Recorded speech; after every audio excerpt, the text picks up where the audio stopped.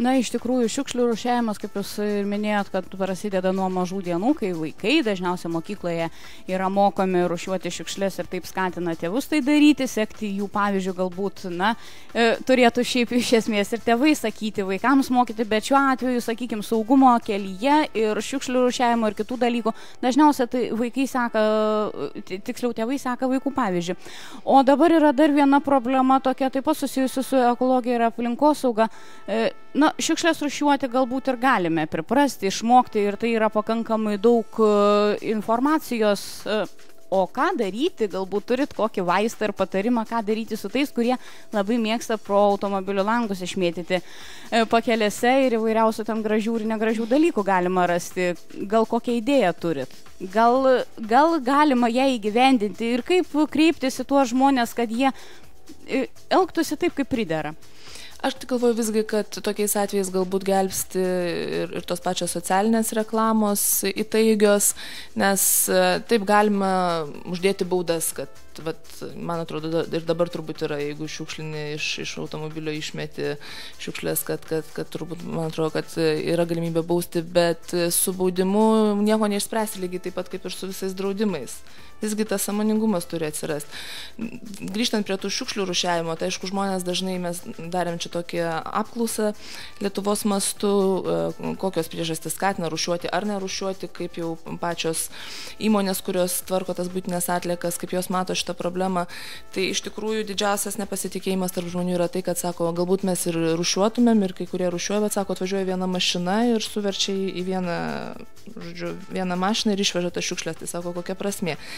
Tai yra iš tikrųjų įvairiai, yra, tarkim, žinau, Alytuje pačios įmonės suinteresuotos, kad matytų jų veiklos skaidrumą, jie daro tokias skaidrų, tą visą konteinerį šiukšlių ant mašinos pastatytą, kur yra skirtingi skyriai, kad žmonės matytų, kad visgi iš tikrųjų yra tvarkoma. Tai nėra tik tai juoda arba balta, yra visaip. Tai, žodžiu, mes turim judėti link to, kad tai yra neišvengiama. Mes privalom rūšiuoti šiukšlės, nes mūsų sąvartynai yra persipildę ir iš tikrųjų čia atrodo galbūt tokia buitinė bėda, bet jinai iš tikrųjų pasaulyje yra ganėtinai globali ir didelė ir Lietuvoje irgi tai jau darosi problema. Tai ne tai, kad tiesiog mūsų gyvenimo dalis, bet jau didelė problema. Iš tikrųjų, Panevėžio rajone netoli Liūdynės yra atidarytas naujas atliekų rūšiavimo karjeras, sakykime, ir kaip manot, ar išgelbėtų naujo tipo, sakykime, šiukšlių rūšiavimo visa sistema, ar išgelbėtų šiek tiek, padėtų išgelbėti aplinką? Bėda dabar yra ta, kad netgi išrūšiavus tas atliekas yra ganėtinai sunku su jų perdirbimu. Kai kurias, tarkim, ne visose regionuose yra tos perdirbimo gamyklos ar įmonės užsiimančios tuo. Todėl ganėtinai brangu yra vežti šiukšlės į kitus regionus. Tai vėl viskas atsiremia į pinigus. Aišku, kaip sumotyvuoti žmonės, galima būtų motyvuoti tuo, kad rūšiuojantiems atliekas būtų mažesnis jų išvežimo mokestis. Tai su piliečiais ir su tai žmonėm, kurie rūšiuotų, tai būtų paprasčiau, bet kitas dalykas jau čia valstybinių lygmenių, politinių lygmenių reikia spręsti tos dalykus kaip su šiukšlių perdirbimo, atliekų perdirbimo įmonėmis, nes tarkim, ta planuojama gamykla, šiukšlių deginimo gamykla Vilniuje, kaip turbūt visi esą girdėję, tai iš tikrųjų problemos nesprendžia, nes tik tai skatina vartojimą.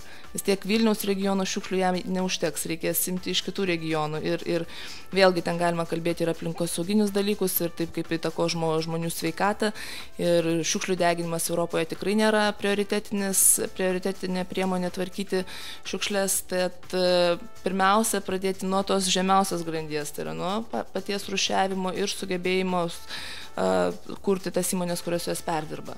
Ar aplinkos apsaugos problemos yra vienintelis dalykas tik šiukšlių rūšiavimas? Galbūt yra kitų problemų, kurios, turėtų būti žinomas labiau, galbūt kalbama apie jas? Kadangi aš Europos parlamente priklausau aplinkos, visuomenės sveikatos ir maisto kokybės komitetui, tai yra toks platus komitetas, kaip ir pats pavadinimas ilgas, taip ir daug sričių. Tai mano interesų sritis tai yra ta pati atsinaujinanti energetika, CO2 išmetimo mažinimas, tai kas yra susiję, komiteto rėmuose dar yra tie kiti dalykai, sveikatos reikalai, pacientų teisės, sveikatingumo programos, bet jeigu grįžtant prie tos pačios aplinkos, tai visgi kažkaip Lietuvoje matosi, kad yra vengiama pereiti prie tos alternatyvios energijos šaltinių.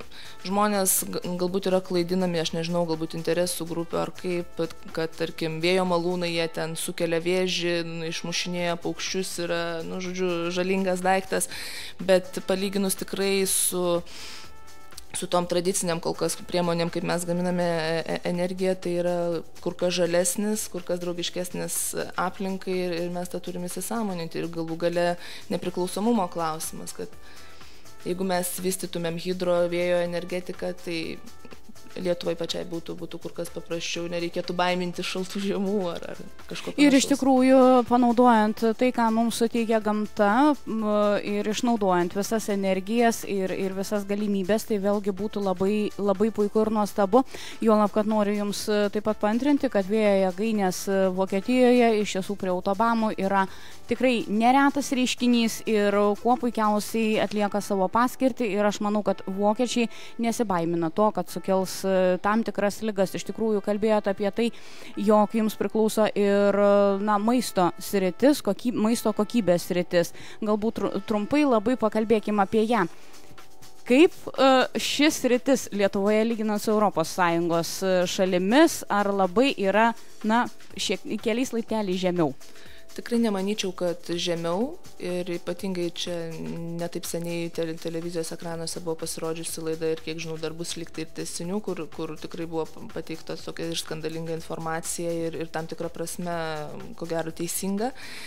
Bet ta pati Europa taip pat kenčia dėl tokių pačių dalykų ir aš nekalbėsiu apie tai, kiek yra sąžiningi gamintojai, kaip jie gamina produktus, bet kad yra, tarkim, sūrio produktas, bet ne sūris, tai visoje Europoje yra gana dažnas reiškinys ir iš tikrųjų komitete yra kaip tik dabar svarstomas klausimas dėl maisto ženklinimo, tai yra kiek informacijos dėti ant pakuočių, nes aš nežinau, kiek kiekvienas pilietis dažnai pasiskaito, kokia yra sudėtis, dažniausiai turbūt žiūrimi galiojimo laiką ir kiek tos informacijos ten turėtų būti. Tai yra tokios dviejų krypčių kelias, tai yra viena vertus, kad turi būti pagrindinė informacija ir antra vertus, kad skatinti patį žmogų domėtis ir ieškoti informacijos, ką mes valgom, ką mes vartojam. Aš manau, kad iš tiesų socialinių, kaip Jūs minėjot, kad bausmėmis ir baudomis nieko nelaimėsim. Ir aš manau, kad socialinėmis akcijomis, lygiai taip pat kaip skatinsime aplinkos saugą, taip pat aš manau, kad padėsime gyventojams atkreipti dėmesį ir į sudėtį maisto produktų, nes jeigu jau galiojimo laiką ėmėme ir pradėjome žiūrėti, nes galbūt ir asmeninė patirtis šį bei tą pamokino ir žinoma, geriau, kad jos nebūtų, tačiau manau, kad ir į maisto sudėtį, į tai, iš ko pagamintas produktas, manau, laikui bėgant tikrai atkreipsime dėmesį ir visi labiau žiūrėsim, ką perkam ir iš tikrųjų, kuo mes maitinamės. Galiu tik tai pritarti. Iš tikrųjų labai dėkoju, kad atvykote pas mus į studiją ir labai norėčiau paprašyti Jūsų palinkėti radijo stoties Pulsas klausytojams. Ko nors gražaus, kiekvieno tradiciškai klausiu svečio, kuris atvyksta į studiją.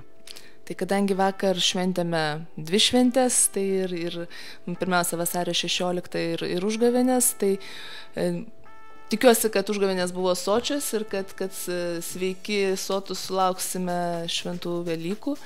O vasario 16 proga tiesiog noriu palinkėti mums visiems ir Lietuvai tuo pačiu geros sveikatos, tokia plačiaja prasme, kad būtumėm sveiki visom prasmėm, sveika visuomenė, kad sugebėtumėm vieni kitus išklausyti, gyventumėm darnoje, tai man atrodo svarbiausi dalykai. Ir kad nepamirštume saugoti gamtos, nes pasak gavėnios papročių, dėl ko reikia kabinti pelenų dieną, maišelius ant nugaros, taigi dulkė buvai, dulkė ir pavirsi. Iš tiesų, tai saugokime vieni kitus, saugokime gamtą, nes iš gamtos mes kilę, gamtoje taip ir turime pasilikti. Ačiū Jums labai, linkiu sėkmės ir manau, kad mes dar susitiksime studijoje tikrai ne vieną kartą. Ačiū Jums. Geros dienos. Sudie.